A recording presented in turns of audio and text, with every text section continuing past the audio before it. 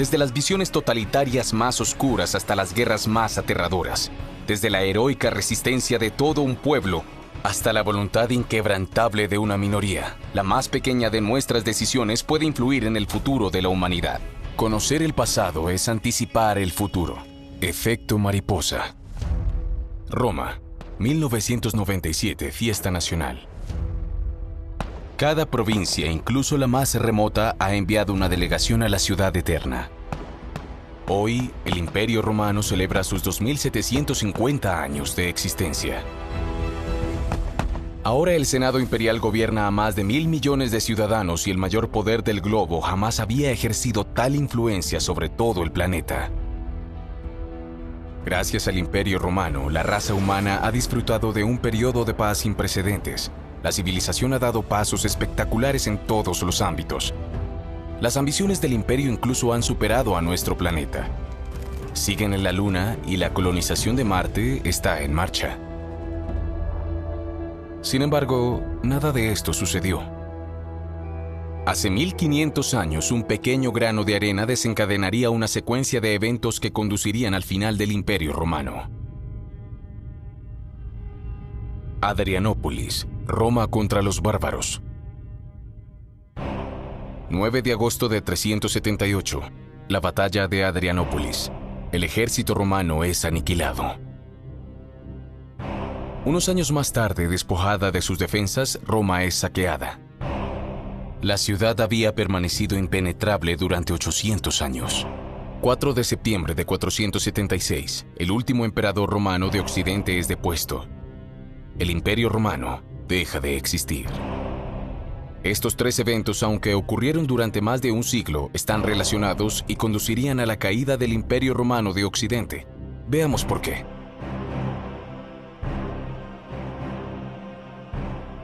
Hoy el Mediterráneo está dividido y es a menudo escenario de conflictos.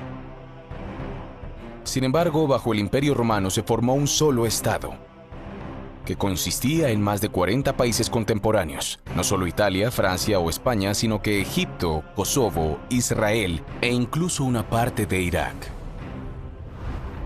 Una moneda única, leyes comunes, un gobernante. Por primera y última vez en su historia, el Mediterráneo está en paz. Es la era de los acueductos, de los emperadores y de los legionarios. El imperio es inmenso, y gobernar una entidad tan vasta era prácticamente imposible. Hoy podemos sobrevolarlo en varias horas. A caballo se tardaría meses. Por eso se separó en 2. Hacia el este, el Imperio de Oriente. Al oeste, el Imperio de Occidente. Un territorio, 2 tronos y 2 emperadores, que trabajaron juntos por el bien del imperio. En el momento que nos interesa, 375 después de Cristo, sucedieron 2 hermanos. Valentiniano el Mayor, un general dinámico, gobierna el oeste con mano de hierro. Su hermano Valente, menos asertivo, lucha para imponer su autoridad en el este. Valentiniano es carismático y domina a su hermano menor. Esta diferencia de carácter entre los 2 hermanos será crucial en los eventos que seguirán.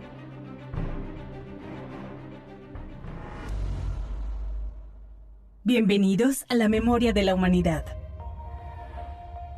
Aquí podemos controlar el tiempo, analizar y comparar miles de millones de eventos y modificarlos para reescribir la historia sin cesar. Por ejemplo, imaginemos que podríamos recrear el Imperio Romano en nuestros días. Palestina e Israel serían un solo país. Francia y Alemania. Una especie de Estados Unidos del Mediterráneo. Desde Londres hasta Jerusalén, sus ciudadanos hablarían el mismo idioma, viajarían sin pasaporte y obedecerían un sistema de leyes. Todas las religiones serían toleradas a condición de no molestar al gobierno civil. Esta federación poseería grandes reservas de hidrocarburos y sus ejércitos competirían con los de Estados Unidos o China. Este país sería el heredero de los fundadores de la democracia, los derechos del hombre, de la filosofía y la ilustración. Sería la nación del álgebra, del sistema métrico, de la medicina, de la física y la astronomía. Visto a la luz de los conflictos actuales, todo eso puede parecer imposible. Sin embargo, la verdad es que estas tensiones ya existían en la época romana. Continuemos.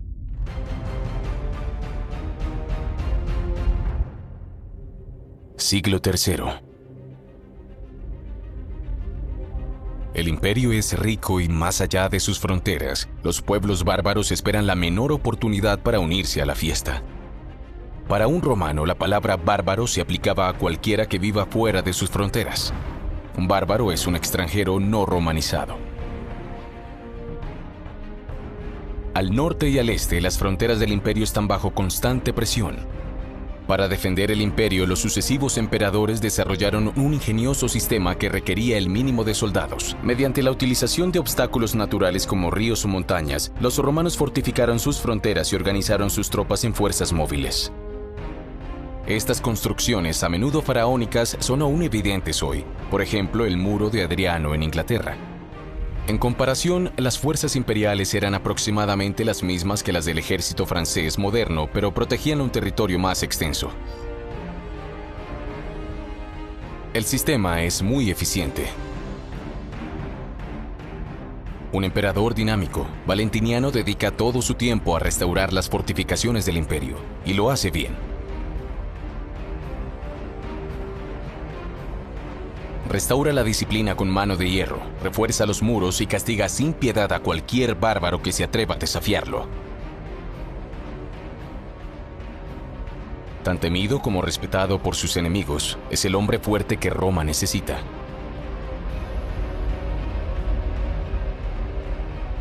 Pero cuando recibe una delegación bárbara que viene a negociar una tregua, se decide el destino del Imperio Romano. Valentiniano I, defensor de Roma. El emperador escucha a los jefes bárbaros, pero la reunión va mal. Valentiniano pierde los estribos, se enfurece, insulta a los jefes bárbaros y de repente, en medio de una oración, el emperador se derrumba, abatido por una hemorragia cerebral. Valentiniano I, defensor de Roma, muere durante la noche. Valentiniano I y Valente, emperadores. Muerte del emperador Valentiniano I.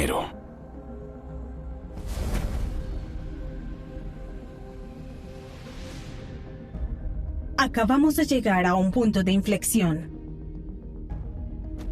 Un punto de inflexión es un evento crucial, una encrucijada en nuestra historia en la que el mundo gira de un lado a otro. Valentiniano I, el defensor de Roma, acaba de morir. Trajano, Calígula, Nerón, Cómodo. La historia de Roma está escrita en la sangre de sus emperadores. Valentiniano está lejos de ser el primero en morir trágicamente, y su muerte en este preciso momento tendrá consecuencias dramáticas. En una era peligrosa en la cual la amenaza de una invasión bárbara está siempre presente, la muerte de un emperador capaz es grave para el imperio. Su hermano, Valente, no posee las mismas habilidades militares. Su hijo, Graciano, todavía es joven. La muerte de Valentiniano deja al imperio sin ningún líder real. A veces, en la historia de la humanidad, sucede que las decisiones de un hombre pueden cambiar dramáticamente millones de vidas. En 1942, Hitler dominó Europa. Un hombre tuvo el coraje de enfrentársele. Winston Churchill, el primer ministro inglés, rechazó categóricamente la paz ofrecida por los nazis. Durante toda la guerra demostraría ser un baluarte inquebrantable. Sin él no habría desembarco en Normandía ni liberación de París, y tal vez la victoria habría sido alemana. Pero continuemos con la historia. Con Valentiniano muerto, ahora recae sobre su hijo Graciano, un joven adulto, y especialmente sobre su hermano, políticamente débil y soldado mediocre, enfrentar los problemas que les esperan. Y los problemas son los hunos. Nómadas de Asia Central, los hunos viven y luchan a caballo. Son excelentes arqueros. Sus enemigos mueren antes de poder luchar. Viven solo de la cría y la caza, y necesitan territorios amplios y vírgenes. No quieren conquistar el mundo, quieren convertirlo en su terreno de caza.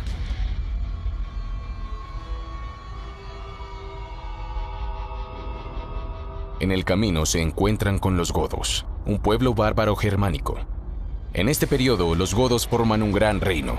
A través del contacto con su poderoso vecino, el Imperio Romano, han desarrollado su oficio y su arte de la guerra. La habilidad de sus guerreros es bien conocida y a menudo los reclutan los romanos.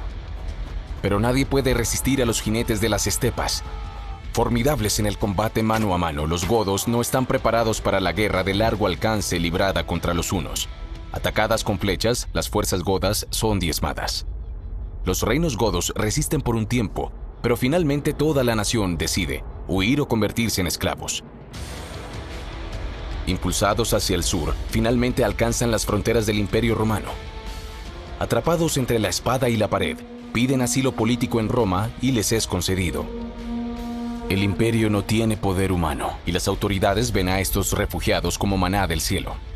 Comienza una increíble operación humanitaria. En tribus enteras, miles de godos cruzan el Danubio en balsas improvisadas. Hombres, mujeres, niños y ancianos. Los godos tienen una esperanza: convertirse en parte del imperio y vivir en paz. La historia decidirá lo contrario. Los corruptos oficiales romanos ignoran las órdenes del emperador y alojan a los godos en campos de refugiados, donde luego los retienen a cambio de un rescate: dinero por comida. Los historiadores romanos relatan historias de terror. Los padres, hambrientos y arruinados, se ven obligados a vender a un niño como esclavo para alimentar a los demás.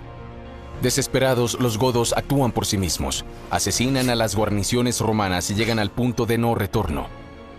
El motín se convierte en una revuelta y la revuelta en invasión. Gobernar es elegir. ¿Qué hubiera pasado si Valente rechaza el acceso al imperio y ordena a sus tropas evitar que los bárbaros crucen el Danubio? Este interrogante para los godos, en un conglomerado de millares a las orillas del río, sería respondido muy pronto. Fueron masacrados hasta el último hombre, o para los afortunados, reducidos a la esclavitud. Los hunos no fueron misericordiosos con los vencidos. La historia de los godos pudo terminar allí, y el mundo no habría conservado más que un vago rastro de ellos en los recodos de la historia. Ningún reino ostrogodo en Italia y menos uno visigodo en Toulouse. Para los romanos, el drama habría pasado desapercibido. El imperio habría continuado como siempre, al menos temporalmente. Los godos eran solo la vanguardia de una formidable migración de pueblos que inundarían el imperio. En diciembre de 406, los vándalos cruzan el Rin, seguidos por los francos y los burgundios. Este es el periodo conocido como las invasiones bárbaras. El imperio sería sacudido hasta sus cimientos. La Europa de hoy quedó marcada profundamente por esta fusión. Los burgundios crearían Borgoña. Los francos y los alemanes, dos pueblos germánicos relacionados, serían los fundadores de Francia y Alemania respectivamente. Los anglos y los sajones cruzarían el Mar del Norte para convertirse en anglosajones, obligando a los britanos a huir ante ellos y buscar refugio en Bretaña. Regresemos a nuestra historia.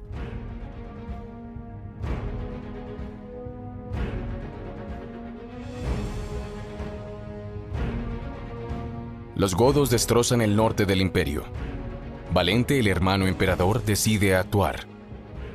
Llama a sus veteranos, reúne a todas las tropas y se dispone a restaurar la autoridad imperial.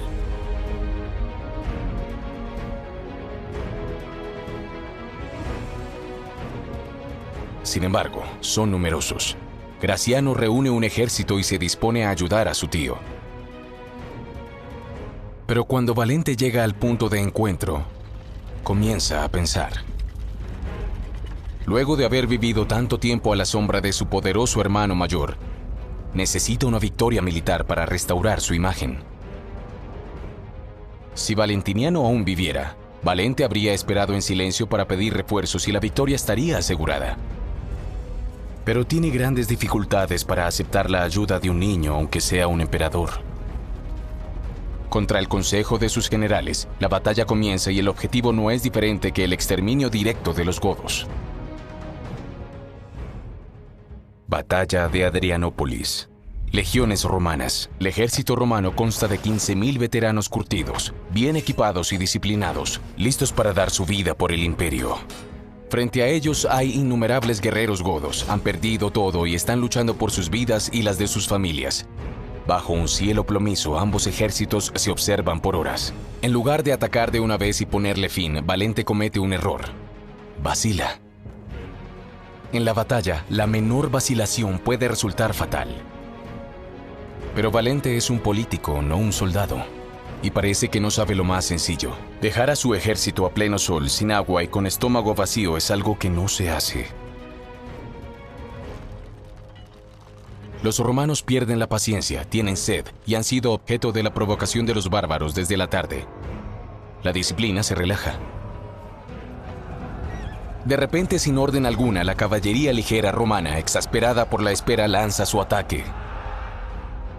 En el peor momento posible, Valente pierde el control de su ejército. Dejando a sus familias en su campamento, los godos repelen el ataque. Soldados profesionales, las legiones romanas se reagrupan y reciben el ataque.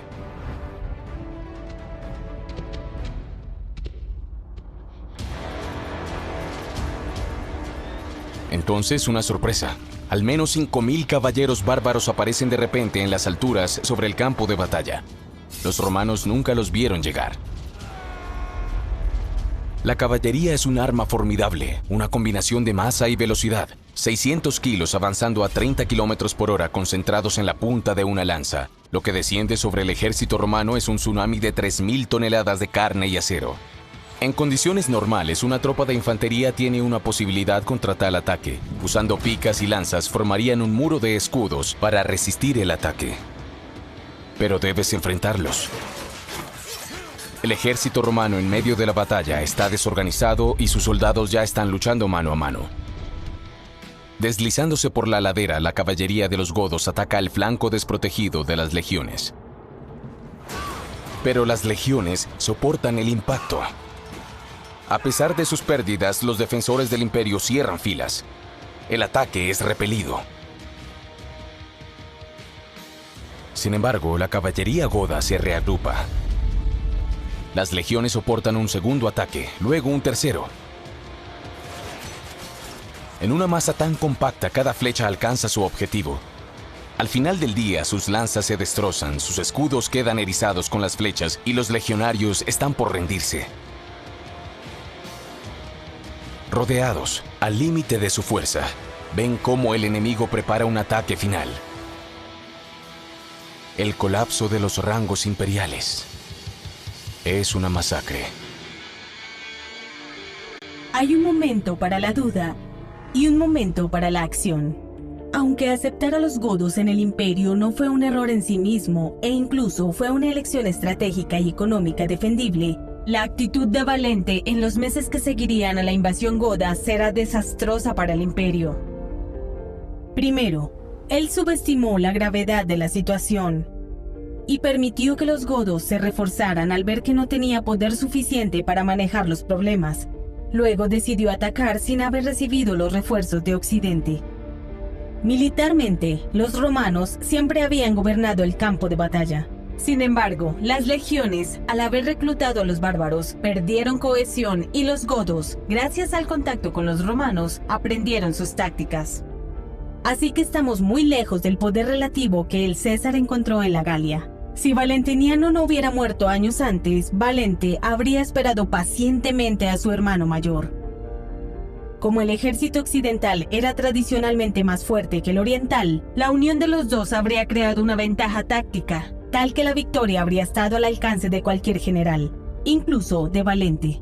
Los godos habrían sido masacrados y las cosas habrían vuelto a la normalidad. El imperio habría emergido más fuerte y su imagen de invencibilidad habría permanecido intacta. Solo al caer la noche terminaría la masacre. 2/3 de la élite de los ejércitos romanos quedan en el campo de batalla. La armadura es reemplazada más fácilmente que los soldados veteranos. El poder de Roma se derrumba junto con su ejército. El emperador Valente desaparece en la noche. La leyenda dice que fue quemado vivo en una granja donde se había refugiado. Los romanos se dijeron a sí mismos que habían visto cosas peores y que habían sobrevivido. Pero esta vez Roma se encontró con todo un pueblo en sus territorios. Sin arriesgarse a un segundo desastre, Graciano regresó con sus tropas y se marchó para proteger a Occidente. Con su tío muerto, tuvo que elegir un nuevo jefe para el Imperio de Oriente. Y recién asumido el poder, el nuevo emperador recibió la gran responsabilidad de negociar con los godos.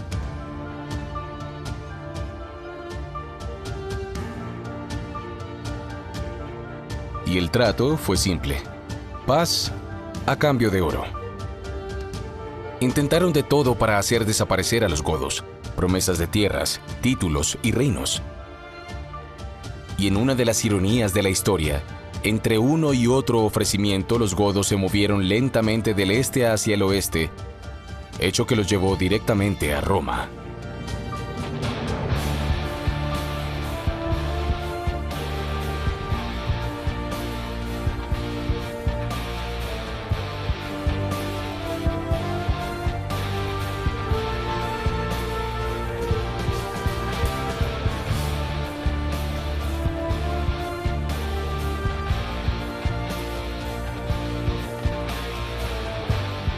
El saqueo de Roma por los godos en 410 no fue la única causa de la muerte del imperio, pero sí envió una fuerte señal a todos sus depredadores. El ejército romano ya no era invencible. Atacado por todos los frentes, roído por la intriga política, el Imperio Romano de Occidente perdería sus provincias una tras otra y finalmente desaparecería.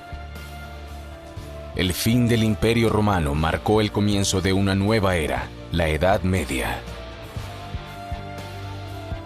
La parte oriental sobreviviría por más de 1000 años bajo el nombre del Imperio Bizantino. Pero esa es otra historia.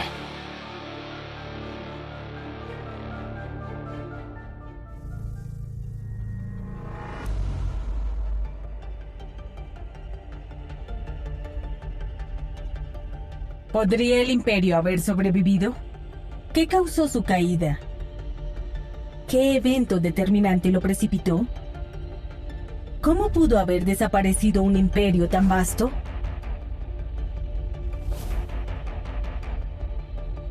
Hay muchos factores. Intrigas políticas, derrotas militares, problemas climáticos que favorecerían grandes invasiones, la pérdida del sentimiento de ciudadanía, la disminución de la virtud cívica romana. Pero el imperio ya había conocido algunos momentos graves. Varios siglos antes, las legiones romanas habían sido aniquiladas en una gran batalla por Aníbal, el general cartaginés. Las dos superpotencias de la época libraron una terrible guerra. Una guerra por el control del Mediterráneo. Para poner fin al enemigo jurado, Aníbal condujo a su ejército a través de los Alpes y llevó a cabo un ataque sorpresa contra las legiones. Fue una masacre. Aníbal estaba a las puertas de Roma. Pero esta vez, Roma debía levantarse y finalmente ganar la guerra.